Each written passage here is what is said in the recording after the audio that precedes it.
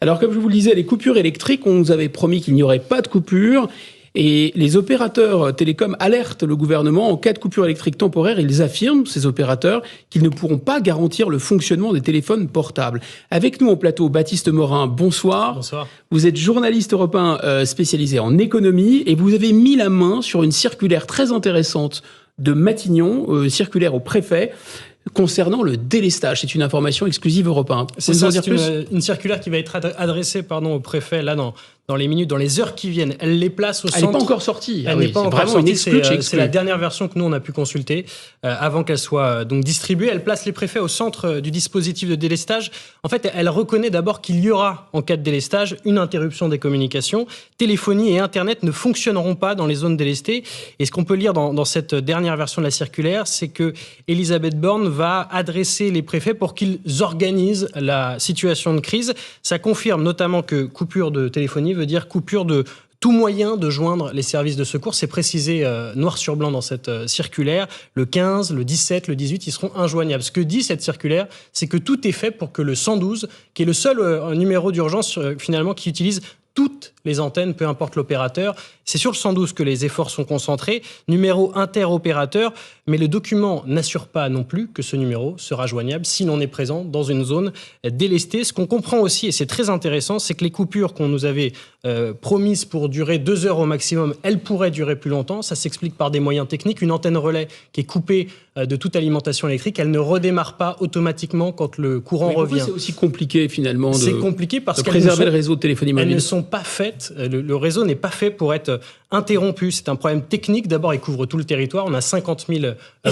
pylônes d'antennes. Et sur ces antennes, parfois, vous avez plusieurs antennes relais. C'est pour ça que le chiffre du nombre d'antennes relais est beaucoup plus important. 60 000 pylônes, 97 000 antennes relais.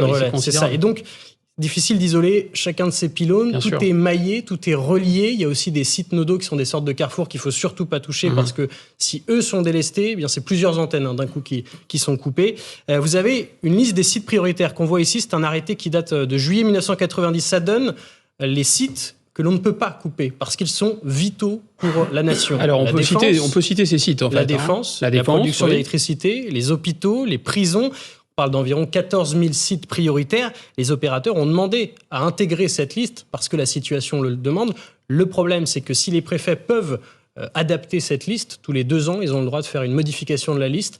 Ils ont une limite qui est de 38% de la puissance de chaque département, de la puissance électrique. Et concrètement, ce qui a été dit aux opérateurs, si on vous met sur cette liste-là, eh bien à ce moment-là, ça ne servira plus à rien de délester parce que la puissance aura dépassé les 38%. Donc si on vous suit bien, Baptiste Morin, il y a des sites qui sont absolument sensibles, ultra sensibles, et ceux-là ne seront pas coupés quoi qu'il arrive, et c'est ce qu'on entend.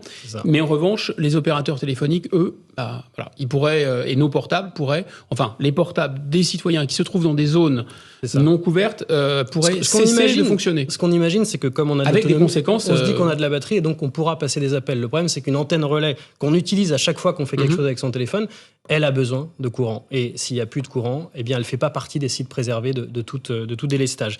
Et vous avez à l'image, et on peut le dire, l'autonomie d'une batterie de secours d'antenne relais, parce que certaines et la plupart ont des batteries de secours. C'est 30 minutes maximum. C'est fait pour pallier à des micro-coupures et donc éviter que des micro-coupures aient des conséquences plus graves. Le problème, c'est que la durée d'un délestage, c'est au moins 2 heures, dans ce qui est prévu pour cet hiver, s'il y a trop de tension sur le réseau. Quand les opérateurs ont rencontré des représentants des gouvernements, il leur a été dit notamment, est-ce que vous pouvez essayer de pallier ces 2 heures de coupure par des batteries de secours supplémentaires? Ce qui nous a été dit à nous, et les opérateurs l'ont chiffré, c'est que c'est plusieurs milliards d'euros d'investissement et que c'est 1 tonne d'équipement supplémentaire par antenne relais. Eh bien, écoutez, je ne suis pas sûr que les coupures d'électricité, ça va si bien se passer que ça. Benjamin Haddad gouverner, c'est prévoir, là, en prenant ces décisions de sanctionner durement la Russie, ce que le président de la République a appelé le prix de la liberté. Peut-être qu'on n'a pas prévu jusqu'où ça pouvait aller, ces tensions sur les réseaux électriques. Non, mais attendez, il ne faut pas tout mélanger. Déjà, en l'occurrence, c'est la Russie qui est en train de couper les approvisionnements d'énergie à l'Europe en conséquence de la guerre qu'elle est en train de mener. Vous avez parfaitement raison, mais en réponse aux sanctions. Européens. Et donc effectivement, c'est une situation dans laquelle tous les pays européens se retrouvent. Les Britanniques sont en train d'avoir un débat aussi sur les coupures. Les Allemands font des stages de formation aussi à la population pour les risques de coupure. Bon, nous, on l'a dit depuis... Il ne fallait pas l'anticiper, ça ? Mais on l'a précisément anticipé. C'est pour ça que le gouvernement avait lancé notamment le plan de sobriété énergétique qui demande aux ménages, aux entreprises, à l'État de réduire d'au moins 10% leur consommation d'énergie. La Première ministre en avait parlé, je me rappelle par exemple au MEDEF, aux entreprises, en disant qu'il y aurait des risques de pénurie si les entreprises ne prenaient pas leurs responsabilités. Le gouvernement l'a dit encore. Il y aura peut-être d'ailleurs des dispositifs précis pour les entreprises qui sont les plus consommatrices pour continuer de baisser leur consommation d'électricité. Ce qu'on est en train d'entendre là, moi, je n'ai pas les détails sur cette circulaire, mais c'est précisément justement pour pouvoir continuer à avoir une continuité dans un certain nombre de services qui sont essentiels. Mais vous m'accorderez, monsieur le député, que s'il y a une circulaire qui sort là maintenant et qui part au préfet, c'est que la possibilité n'a pas été pensée avant. Imaginez, vous êtes dans une zone sans couverture et vous n'avez plus de téléphone au bout de 30 minutes. C'est quand même très grave si vous êtes dans une situation d'urgence. Mais précisément, on est en train d'anticiper. Non, mais ce sont des mesures. Mais encore une fois, je veux dire, c'est un débat. Il y a deux choses qui ont été anticipées. Il y a ce risque, d'où le plan de sobriété énergétique et ce qui a été demandé à EDF, c'est-à-dire de relancer rapidement les réacteurs nucléaires. Et en parallèle, il y a aussi le coût de l'énergie qui a été anticipé. Alors d'ailleurs, beaucoup plus en France que dans les autres pays européens. C'est pour ça qu'on a l'inflation la plus faible en Europe aujourd'hui, avant même le conflit en Ukraine, avec le bouclier tarifaire en 2022, qui était reconduit en 2023 pour protéger les ménages, mais aussi les entreprises, en particulier les petites entreprises, contre l'augmentation des prix de l'énergie. Donc, à la fois cette question des prix et cette question de la pénurie a été anticipée. Mais effectivement, il faut que chacun soit responsable, y compris les ménages, réduire la consommation, parce qu'on sait qu'on va avoir des tensions, c'est ce qu'on répète depuis des mois, à cause en particulier de la situation géopolitique. Karim Zeribi, vous avez une réaction à ce que vient de nous dire le député Benjamin Haddad ? Non, mais s'il ne faut pas dédouaner de responsabilité le citoyen et les ménages français, à l'évidence, il ne faut pas que l'État se dédouane de ses responsabilités. Et vous estimez que c'est le cas ?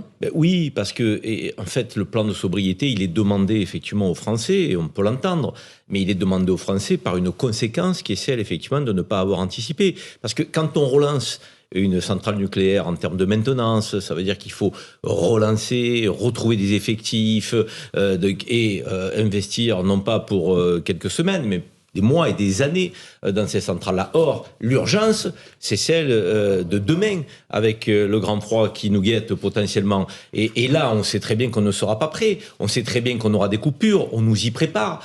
On a mis la main sur une circulaire de manière un peu par inadvertance pour le gouvernement. On a la directrice générale d'Orange qui nous explique que c'est relié au téléphone. Mais ça, ce ne sont pas les membres du gouvernement qui sont venus nous le dire ouvertement et qui sont venus nous l'expliquer. On est au détour d'une circulaire sur laquelle on a mis la main. On a la directrice générale qui est auditionnée par les parlementaires et qui nous l'explique.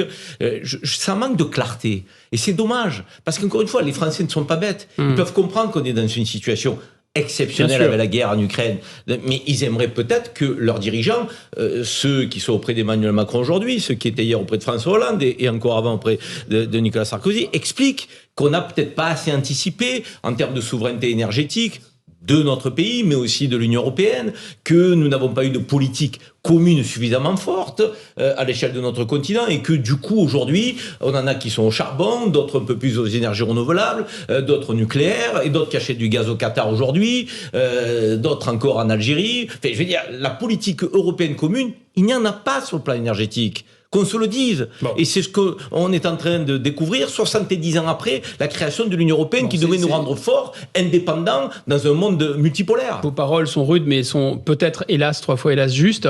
Le temps de remercier Baptiste Morin du service économie d'Europe 1. Merci à vous pour la clarté de vos explications.